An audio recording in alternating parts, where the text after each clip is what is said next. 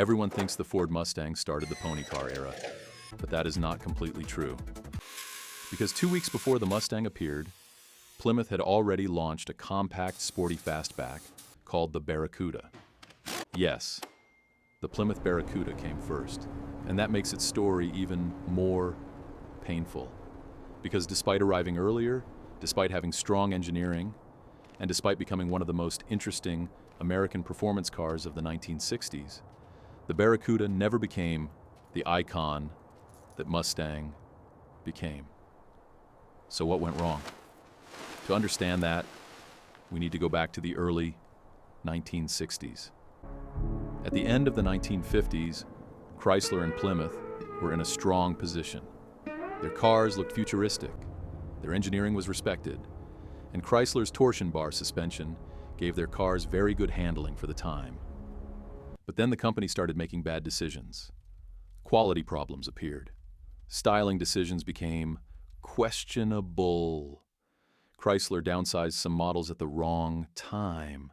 And while Ford was preparing a clean, emotional, youthful car called the Mustang, Plymouth was trying to create something sporty on a limited budget. The base for the new car was the Plymouth Valiant. The idea was simple. Take the compact Valiant platform, give it a fastback roofline, add a huge rear glass area, and create a sporty-looking coupe. The result was the first Plymouth Barracuda. It debuted on April 1st, 1964, 16 days before the Ford Mustang. On paper, Plymouth had beaten Ford, but in reality, Ford was about to destroy them. The first Barracuda was not a bad car. It was compact, relatively light, practical, and available with several engines. The base engine was the Slant 6. Then there was a larger 6-cylinder engine. And for buyers who wanted more power, Plymouth offered a 273 cubic inch V8. With the V8, the Barracuda had decent performance for the time. But there was a problem. Ford understood the market better. The Mustang was sold as freedom, youth, style, power, and personal expression. The Barracuda was marketed almost like a practical fastback with folding rear seats.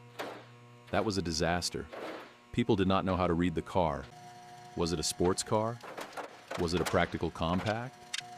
Was it just a strange Valiant with a giant rear window? The Mustang had a clear identity. The Barracuda did not. And that killed its momentum. In the first year, Plymouth sold around 65,000 Barracudas. That sounds decent, until you compare it with Mustang. Ford sold almost 9 times more. That is not a close battle. That is a public execution.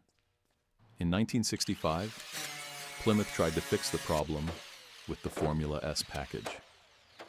Now, the Barracuda became more serious. The Formula S brought better suspension, improved steering, wider tires, and a stronger version of the 273 V8, producing around 235 horsepower. Suddenly, the Barracuda was not just a stylish compact. It could actually perform. It could reach 60 miles per hour in about 8 seconds, and its handling was good enough to challenge some European sports cars of the period. But the damage was already done. The market had chosen its hero, and that hero was Mustang. By 1966, Barracuda sales had dropped even more. Plymouth understood that the first-generation car was not going to win the war. So, they gave Barracuda a second chance. For 1967, the second generation arrived. This time, Plymouth tried to separate the Barracuda from the Valiant image. The car became bigger, wider, more mature, and much better looking. It no longer looked like a compact car with a fastback roof forced onto it. It had its own personality, and now Plymouth started taking performance more seriously. But Ford was not standing still. For 1967, Mustang was getting bigger engines, including the 390 big block V8. Plymouth had to respond. So they put a 383 cubic inch big block V8 into the Barracuda. That gave the car serious, straight-line speed. But it created another problem. The engine was heavy, very heavy. The added weight changed the balance of the car, made handling worse, and left no room for power steering. So now, Plymouth had created a fast car that was not very friendly to drive. It could go hard in a straight line, but it was not the balanced performance machine it needed to be. In 1968, Plymouth found a better solution. The 340 V8. This engine was lighter than the 383, but still powerful. It produced around 275 horsepower and gave the Barracuda a much better balance between performance and handling. In many ways, the 340 Barracuda was the car Plymouth should have built earlier. Fast, sharp, balanced, serious. And then there was the monster, the 426 Hemi Barracuda. Around 1968, a small number of Barracudas were built with the legendary 426 Hemi 8. These cars were extremely fast in a straight line, but they were not really normal street cars. They were brutal, rare, and built mainly for drag racing. Some were even sold without a normal warranty and were not intended for regular road use. That makes them legendary today. But legends do not always save sales numbers. And sales were still the Barracuda's biggest problem, because by this point, the market had changed. The Barracuda was no longer fighting only the Mustang. Now it also had to fight the Chevrolet Camaro, Pontiac Firebird, Mercury Cougar, and other competitors. The pony car war was getting serious, and Plymouth was still behind. In 1969, Plymouth tried again. The 383 engine became more powerful.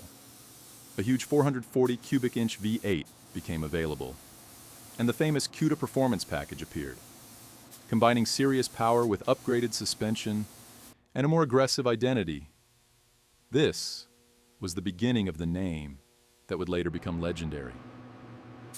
But again, it was too late to completely change the story. The second generation Barracuda was better than the first. It looked better. It performed better. It had stronger engines. It had real performance versions. And in some forms, it could absolutely compete with the Mustang, Camaro, and Firebird. But it still could not escape its original problem: image. People still associated it with the Valiant, and that was deadly. The Mustang felt like a completely new cultural product. The Barracuda felt like a car trying to prove it was not just a modified compact Plymouth. That is the cruel part of the story. The Barracuda was first, but Mustang owned the idea. Barracuda arrived before the pony car name existed, but Mustang gave the segment its identity. Barracuda had the engineering. Mustang had the emotion, and in the car world, emotion often wins. Today, the early Plymouth Barracuda is respected much more than it was when new. Collectors understand it better now. The Formula S cars are appreciated, the 340 cars are loved, the Hemi versions are legendary, and the name Cuda became one of the most powerful muscle car names of all time. But from 1964 to 1969, the Barracuda lived in the shadow of the Mustang. It was the car that came first, but lost the spotlight. And maybe that is why its story is so interesting. Because it is not just a story about horsepower. It is a story about timing, marketing, identity, and how being first does not always mean becoming the legend. The Plymouth Barracuda was not a failure because it was a bad car. It failed because the world did not understand what it was supposed to be. By the time Plymouth finally gave it a sharper identity, the Mustang had already won the war for the public imagination. That is the tragedy of the early Barracuda. The predator fish arrived before the horse, but history remembered the horse.